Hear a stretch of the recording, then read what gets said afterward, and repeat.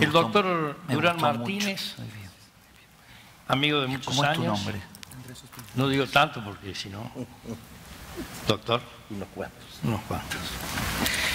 Antes que nada, muchísimas gracias a los organizadores por la invitación para participar en este excelente congreso. Mis felicitaciones por el éxito, por la organización, y manifiesto además que es un placer compartir este panel con queridos y prestigiosos colegas de Argentina y de Colombia.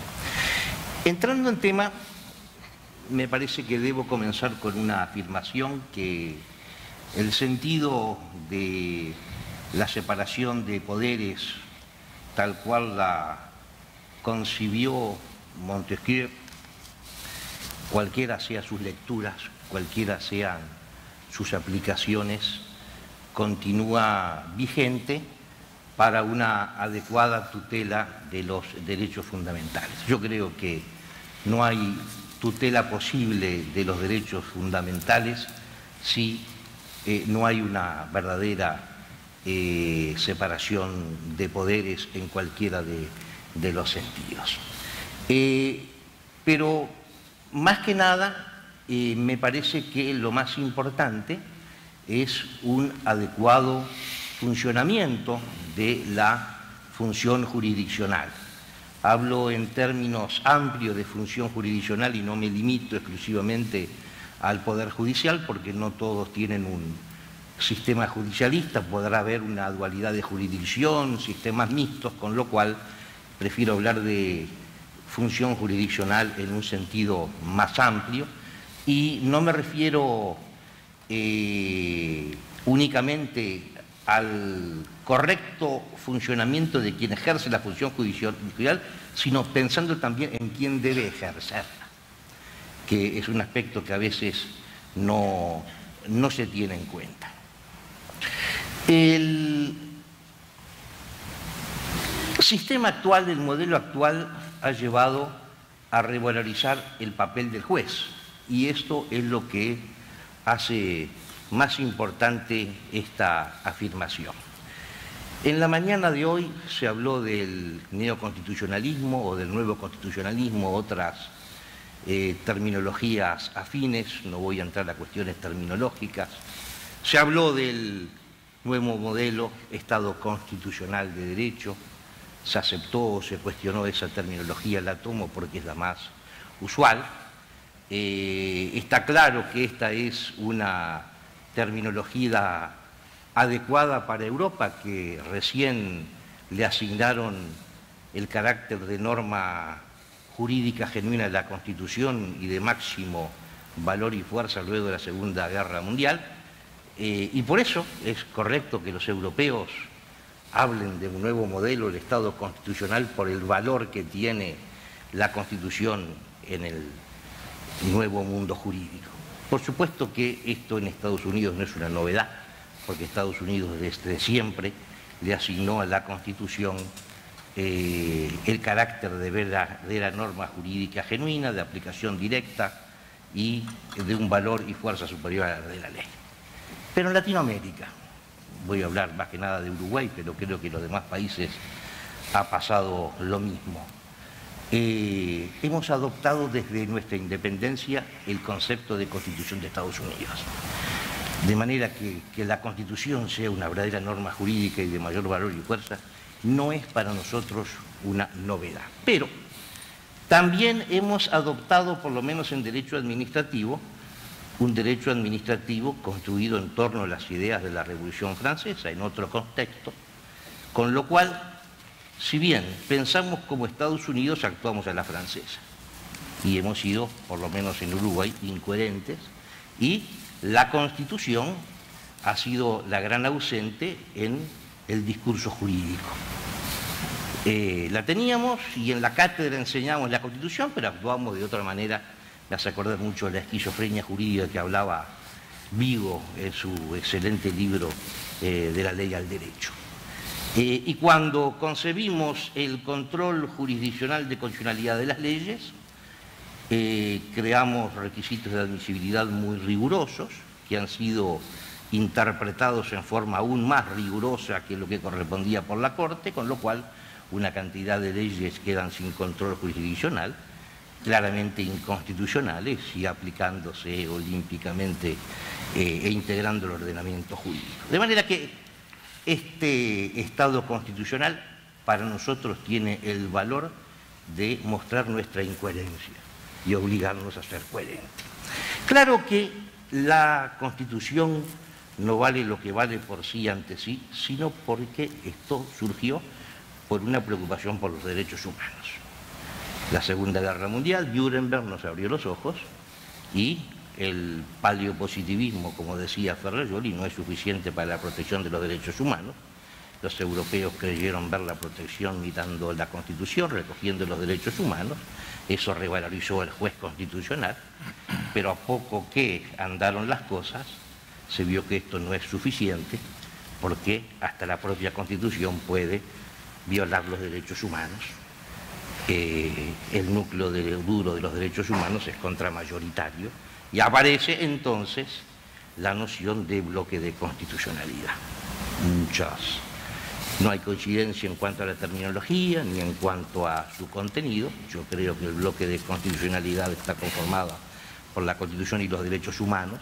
Yo personalmente no me limito a los derechos recogidos en los tratados, sino aquellos que son efectivamente derechos humanos, estén o no en los tratados, pero lo cierto es que el juez internacional el juez de derechos humanos cobra un papel primordial.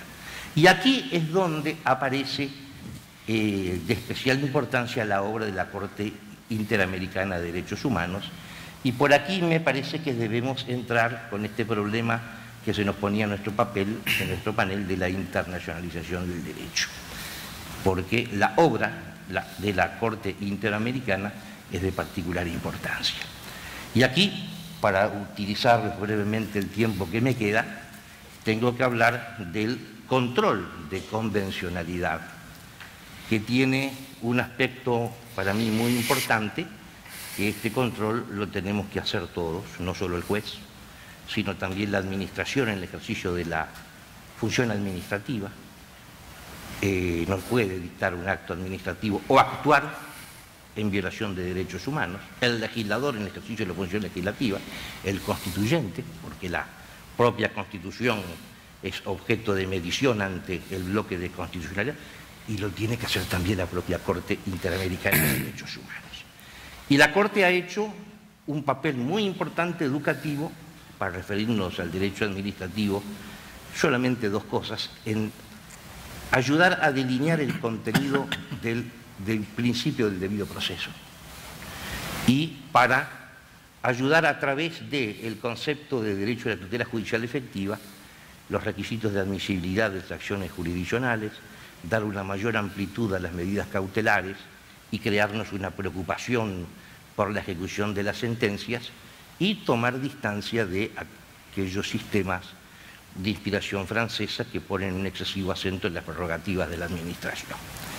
Pero tiene otro aspecto, y es el que me quiero detener unos minutos más, que es el de qué es lo que se tiene en cuenta en este control. La Corte dice no solamente el Pacto de San José de Costa Rica y demás tratados de derechos humanos, sino la doctrina inspiradora de sus fallos. Y esto es lo que considero que no es compartible y de extrema peligrosidad. La Corte es un órgano creado, tiene su competencia del acto creador, que es el Pacto de San José. El Pacto de San José ni sus protocolos le asignan esta competencia. Una cosa es que el fallo sea obligatorio a los estados partes, pero que su jurisprudencia, su doctrina, sea obligatoria para los terceros estados.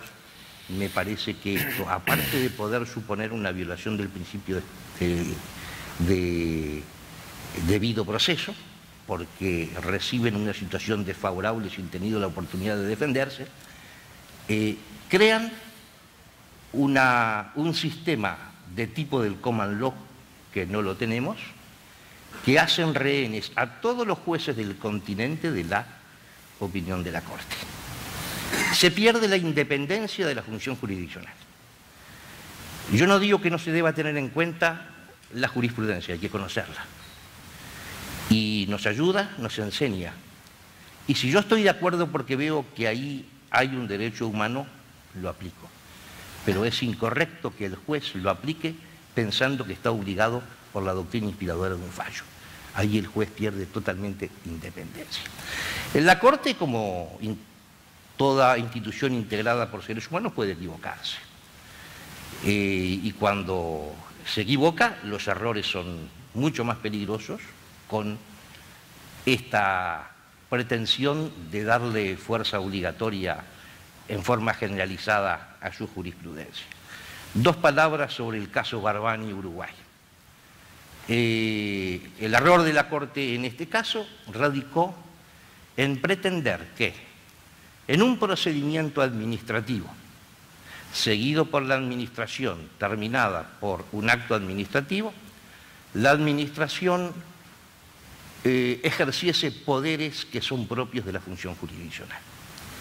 Si pretendemos, sobre pretexto de salvaguardar los derechos humanos, darle a la administración poderes que solo puede hacer un juez, como levantar el velo de la personalidad, como anular una declaración de voluntad privada sobre pretexto de vicios de consentimiento, o conducir a testigos por la fuerza pública, cuando eso solo lo puede hacer un juez, me parece que si a esto le agregamos la fuerza obligatoria de la doctrina de los fallos, estamos haciendo peligrar la separación de poderes, la separación de funciones en cualquiera de sus lecturas y además, por supuesto, los derechos humanos.